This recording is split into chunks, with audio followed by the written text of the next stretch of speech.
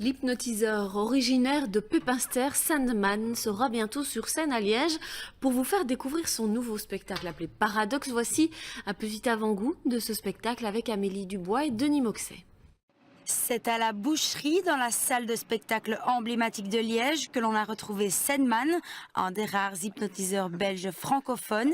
D'ici quelques jours, il se produira dans ce café-théâtre devant une centaine de personnes.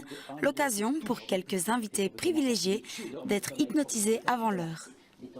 J'ai fait ce qu'on appelle le test de réceptivité. Il y a toutes sortes de tests de réceptivité, mais le principal, c'est celui des doigts collés, qui me permet d'avoir une indication sur le fait est-ce que je vais pouvoir travailler avec ces personnes.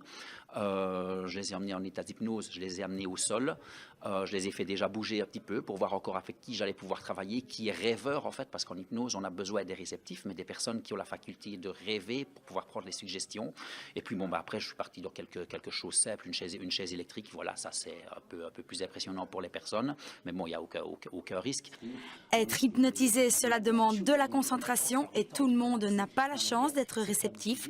Ce sont seulement 10 à 15% des personnes qui, l'espace de quelques instants, entreront dans un état d'hypnose. Un sentiment étrange pour Roberto, qui a été hypnotisé pour la première fois. C'était un peu bizarre parce que on est conscient,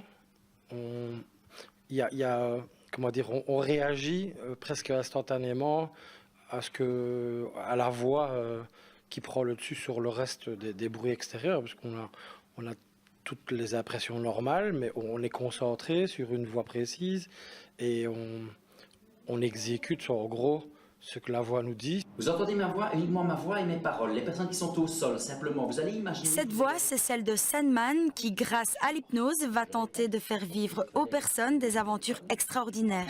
L'hypnose en elle-même n'est pas dangereuse. Ce qui va se passer, c'est que sur la scène, pendant le spectacle, on va faire vivre aux gens des émotions intenses dans lesquelles ils vont bouger énormément, etc. Donc on fait attention que les personnes ne se donnent pas spécialement un mauvais coup déjà, par exemple. Ça, c'est la première chose. Ensuite, on va essayer de donner des inductions positives, des choses qui ne vont pas faire peur spécialement aux gens, peut-être des choses impressionnantes, je n'en disconviens pas, mais on va rester dans on va dire le politiquement correct en fait. Ce spectacle qui aura lieu le 10, 11, 17, 18 et 24 août risque bien d'en hypnotiser plus d'un.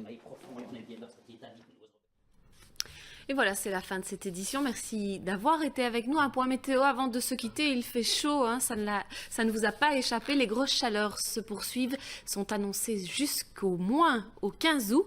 Merci de nous avoir suivis. On se retrouve demain soir. Très bonne soirée à tous.